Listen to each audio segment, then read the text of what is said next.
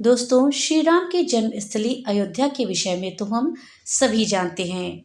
वहाँ अयोध्या में ही कनक भवन और हनुमानगढ़ी के बीच में दशरथ महल स्थित है। काफ़ी समय पहले वहाँ पे एक संत रहा करते थे जिनका नाम श्री रघुनाथ जी था। श्री रघुनाथ जी उस समय दशरथ महल के कर्ता धर्ता थे।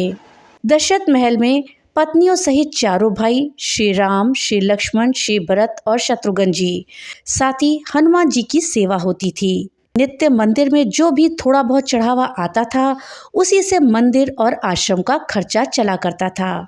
रोज मंदिर में चढ़ने वाला जितना भी चढ़ावा होता था, वो एक बनिए को भिजवा दिया जाता था। उसी धन से थोड़ा बहुत जो भी राशन आता था, उसी का भोग प्रसाद बन करके भगवान को भोग लगाया जाता था और जो संत आश्रम में रहते थे वो भी उस भोग को खाते थे। एक बार प्रभु की ऐसी लीला हुई कि मंदिर में कुछ भी चढ़ावा नहीं आया। दोस्तों, इन साधुओं के पास कुछ जोड़ा हुआ तो था ही नहीं, क्योंकि जो रोज आता था चढ़ावा, उसी से रोज का रोज भोग लगता था और सब खाते थे। अब कुछ जोड़ा हुआ जबकि उनके पास नहीं था, तो क्या किया जाए। कोई उपाय ना देख करके श्री रघुनाथ जी ने दो साधुओं को बनिए के पास भेजा और ये कहलवाया कि आज तो कुछ चढ़ावा नहीं आया है, इसलिए थोड़ा सा राशन उधार दे दो, कम से कम भगवान को तो भोग लग ही जाए। बनिए ने जब ये सुना तो उसने ये कहकर मना कर दिया कि मेरा और महंत जी का लेना देना तो नगद का है, मैं उधार में कुछ भी नहीं दे पाऊंगा। श्री रघुनाथ जी को जब ये बात पता चली तो उन्होंने कहा जैसी भगवान की इच्छा, और उस दिन भगवान को जल का ही भोग लगा दिया और सभी साधु भी जल पी करके रह गए। प्रभु ने ऐसी परीक्षा ली कि रात में भी जल का ही भोग लगा और सभी साधुओं ने भी जल पीकर भूखे रह करके सोए। वहाँ मंदिर में नियम था कि शयन कराते समय भगवान को एक बड़ा सुंदर पीताम्बर उड़ाया जाता था और शयन आरती के बाद श्री रघुनाथ जी लगभग 1 घंटा बैठकर भगवान को भजन सुनाते थे। पूरे दिन भूखे रघुनाथ जी बैठे भजन गाते रहे और नियम पूरा करके सोने चले गए। धीरे धीरे करके रात बीतने लगी। लगभग आधी रात जब हो गई तो बनिए के घर किसी ने दरवाजा खटखटाया। तब वो बनिया घबरा गया कि इतनी आधी रात को कौन आया है। जब आवाज़ सुनी तो पता चला कि कुछ बच्चे दरवाजे पर शोर कर रहे हैं और कह रहे हैं कि अरे सेठ, अरे बनिए दरवाज़ा खोल। उसने हड़बड़ाकर खींचते हुए दरवाज़ा खोल दिया। सोचा कि ये जरूर बच्चे शरारत कर रहे होंगे, अभी इनकी अच्छे से डांट लगाऊंगा। जब उसने दरवाज़ा खोला तो देखता है कि 4 लड़के, जिनकी अवस्था लगभग 12 वर्ष से भी कम रही होगी, एक पीताम्बर ओढ़ करके खड़े हुए हैं। वो चारों लड़के एक ही पीताम्बर को ओढ़े थे। उनकी छवि इतनी मोहक, इतनी लुभावनी थी कि ना चाहते हुए भी बनिए का सारा क्रोध प्रेम में परिवर्तित हो गया और वो आश्चर्य से पूछने लगा, बच्चों तुम कौन हो और इतनी रात को क्यों शोर मचा रहे हो। बिना कुछ कहे बच्चे घर में घुस आए और बोले, हमें रघुनाथ बाबा ने भेजा है। हमने जो ये पीताम्बर ओढ़ रखा है, इसका कोना खोलो, इसमें 1200 रुपये हैं, इनको निकाल करके गिन लो। दोस्तों, ये वो समय था जब आना और पैसा चला करता था। 1200 रुपये उस समय बहुत बड़ी रकम हुआ करती थी। जल्दी जल्दी बनिए ने उस पीताम्बर का कोना खोला तो उसमें सचमुच चांदी के 1200 सिक्के निकले।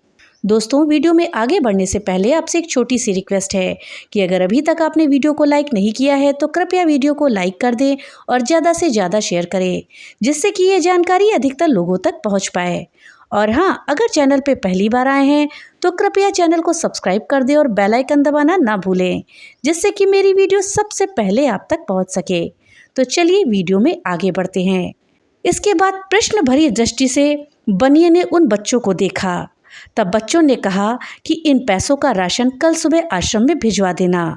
अब बनिए को थोड़ी शर्म आई और बोला, हाय, मैंने आज राशन नहीं दिया, लगता है महंत जी नाराज हो गए हैं, इसीलिए रात में ही इतने सारे पैसे भिजवा दिए।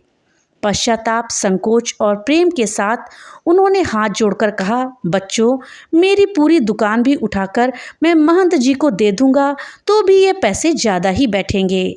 इतने मूल्य का सामान देते देते तो मुझे पता नहीं कितना समय लग जाएगा। बच्चों ने कहा, ठीक है, आप एक साथ मत दीजिए, थोड़ा थोड़ा करके नित्य ही सुबह सुबह आश्रम भिजवा दिया करिएगा। इसके बाद कभी भी राशन के लिए मना मत करिएगा। बनिया तो शर्म के मारे जमीन में गड़ा जा रहा था। वो फिर हाथ जोड़कर बोला, जैसा महंत जी की आज्ञा। इतना कह सुनकर के वो बच्चे चले गए, लेकिन जाते जाते बनिए का मन भी ले गए। इधर सवेरे सवेरे मंगला आरती के लिए जब पुजारी जी ने मंदिर के पट खोले तो देखा भगवान का पीताम्बर गायब है। उन्होंने ये बात रघुनाथ जी को बताई तो सबको लगा कि कोई रात में पीताम्बर चुरा कर ले गया है। जब थोड़ा दिन चढ़ा तो गाड़ी में ढेर सारा सामान लदवा करके कृतज्ञता के साथ हाथ जोड़ करके बनिया आ गया और सीधा रघुनाथ जी के चरणों में आकर गिर करके क्षमा मांगने लगा।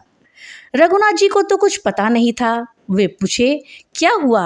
अरे किस बात की माफ़ी मांग रहे हो? पर बनिया उठ ही नहीं रहा था और कहे जा रहा था, महाराज रात में पैसे भिजवाने की क्या आवश्यकता थी? मैं कान पकड़ता हूँ, आज के बाद कभी भी राशन के लिए मना नहीं करूँगा। और ये रहा आपका पीताम्बर, वो बच्चे मेरे यहाँ ही छोड़ गए थे, बड़े प्यारे बच्चे थे। इतनी रात को बेचारे पैसा लेकर आ भी गए। आप बुरा ना माने तो मैं एक बार उन बालकों को फिर से देखना चाहता हूँ। जब रघुनाथ जी ने वो पीताम्बर देखा तो पता चला ये तो हमारे मंदिर का ही है जो कि गायब हो गया था। अब वो पूछे कि ये तुम्हारे पास कैसे आया? तब बनिए ने रात वाली पूरी घटना सुना दी।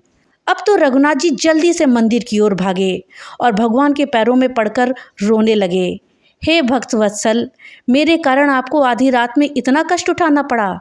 और कष्ट उठाया तो उठाया, मैंने जीवन भर आपकी सेवा करी, मुझे तो दर्शन ना हुआ और इस बनिए को आधी रात में दर्शन देने पहुंच गए।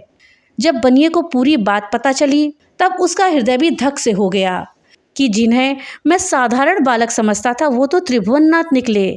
अरे मैं तो चरण भी ना छू पाया। अब वो दोनों ही लोग बैठकर रोने लगे।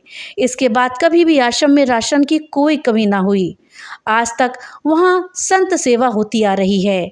इस घटना के बाद से ही बनिए को वैराग्य हो गया। रघुनाथ जी की व्याकुलता उस दिन हर क्षण के साथ बढ़ती ही जा रही थी और रात में शयन के समय जब वो भजन गाने के लिए बैठे तो मूर्छित होकर के गिर पड़े। संसार के लिए तो वो मूर्छित थे, लेकिन मूर्छावस्था में ही उन्हें पत्नियों सहित चारों भाइयों के दर्शन हुए और उसी दर्शन में श्री जानकी जी ने उनके आंसू पोंछे और अपनी उंगली से इनके माथे पर बिंदी लगाई, जिसको कि रघुनाथ जी ने सदा के लिए अपने माथे पर धारण कर लिया। दोस्तों, वास्तव में प्रभु चाहें तो ये अभाव, ये कष्ट भक्तों के जीवन में कभी ना आए, लेकिन प्रभु जानबूझकर इन्हें भक्तों के पास भेजते हैं ताकि इनकी लीलाओं के माध्यम से ही जो अविश्वासी जीव हैं वो सतर्क हो जाएं, उनके हृदय में विश्वास हो जाए। जैसे प्रभु ने आकर उनके कष्टों का निवारण किया, ऐसे ही हमारे कष्टों का भी प्रभु निवारण करें। दोस्तों, वीडियो अगर अच्छी लगी हो तो कमेंट बॉक्स में जय श्री राम जरूर लिखिएगा। तो मिलते हैं अगली नई वीडियो के साथ, तब तक के लिए राधे राधे।